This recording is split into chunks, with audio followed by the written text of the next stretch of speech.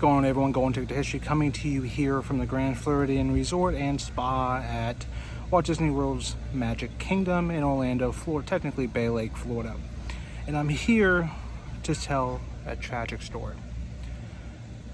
This is a story that I've had on the back burner for about 7 years, and it has to do with the lighthouse right behind me. So we're here at the Walt Disney World Resort, and it's known as being the happiest place on earth. Most people come here to take and have their fears go away, have their worries go away, have everything go away. And for a moment, you're a child again. For a moment, you can just be free. So a lot of people, when they come here, they're here to take and try to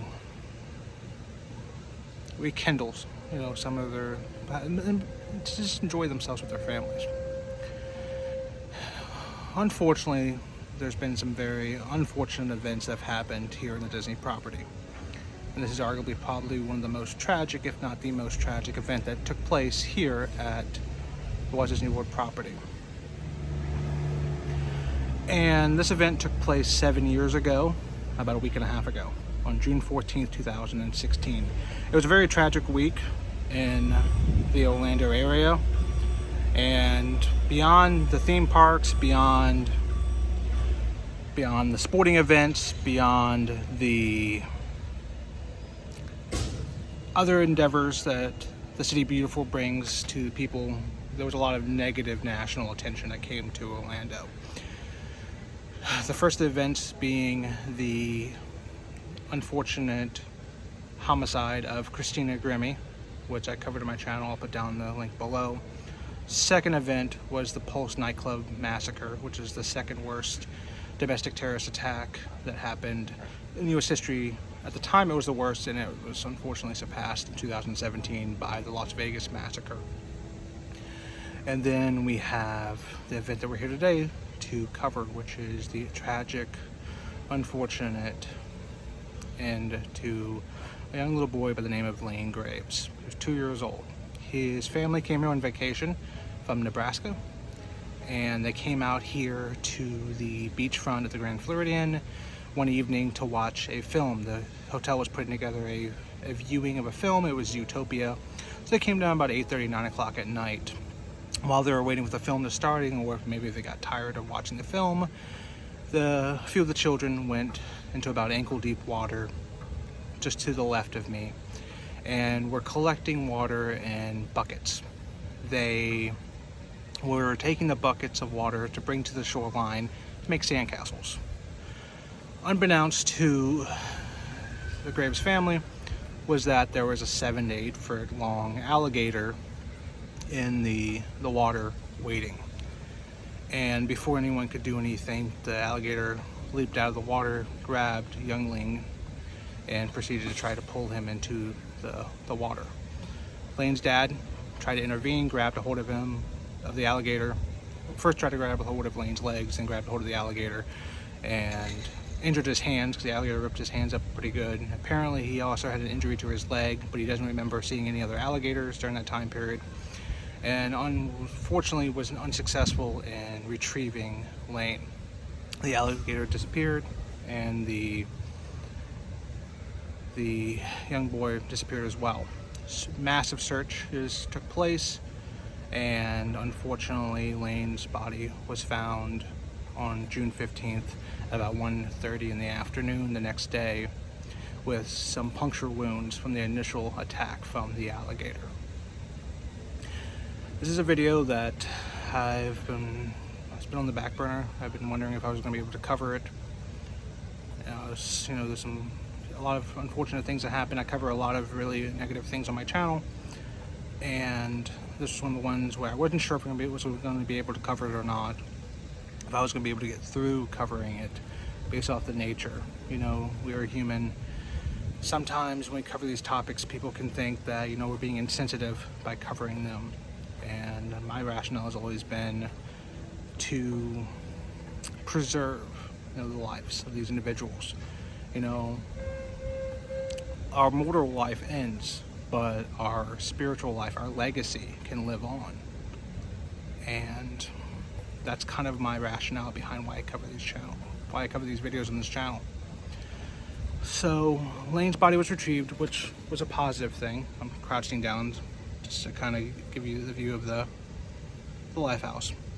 So his body was retrieved the next day, and he was buried in a mausoleum in Nebraska, where his family is from. And I've been wanting to, to cover this story for a while, and finally decided to come out and cover it. So we're gonna go check out the lighthouse behind me and explain a little bit more about what it is and why it's there. It's right there in front of us. There's a memorial put in place by the parents of Lane Thomas Graves. Instead of filing suit, the parents decided they wanted to take and memorialize and to ensure that things like this didn't happen to anyone else. So they created a foundation, the Lane Thomas Foundation, and they placed this lighthouse here at the Grand Floridian, a beacon of hope, a light of love. So we would like to take and come and pay your respects to this location where these tragedies took place. You can come here. Lane is buried in Nebraska in a mausoleum. I hope to one day go and to pay my respects. I didn't personally know Lane, but as you know, on this channel, we take and we go and we venture out into famous graves, historic locations, haunted locations, true crime, theme parks, and so much more. So I like to take and go, even if I don't know the person in life. I like to ensure that these individuals' lives live on in legacy beyond where their physical life ended.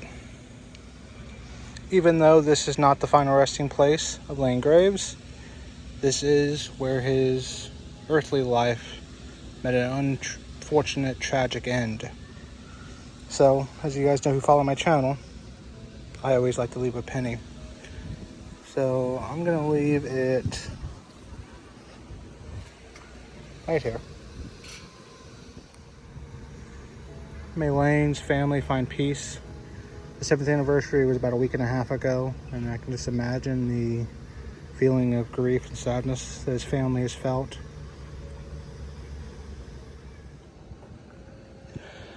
So when Lane's family was here, there was no gate, there was no netting, there was no rocks down at the shoreline. It literally went straight down into the water, and the kids were playing in the water. A few witnesses have said that they noticed there was an alligator around, and they let hotel employees know about this. One person said they saw it from his porch and saw kids playing in the water and went down and told somebody. Another family was at the beach and then left to go into one of the stores and told one of the employees. By the time they made it to the clerk, they heard the mom screaming. So it's not fully known what was happening. There was signs up to say no swimming, as I'll show you one. There's a white one right over there. It says no swimming in front of the gate. But all of these alligator and snakes in the area danger signs were not here. That was rectified after this tragedy took place, but in some cases maybe a little too late.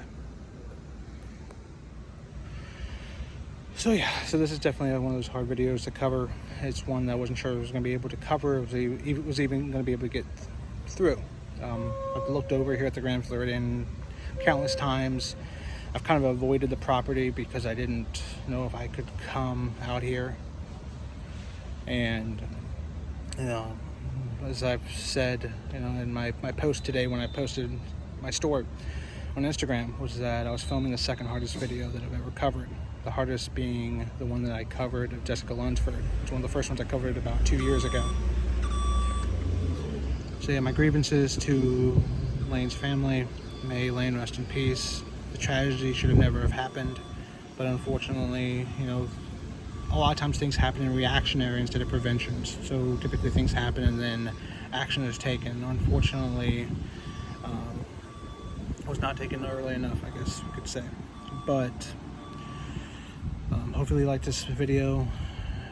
Please subscribe. As always, continue with the history and film. And catch you guys next vlog.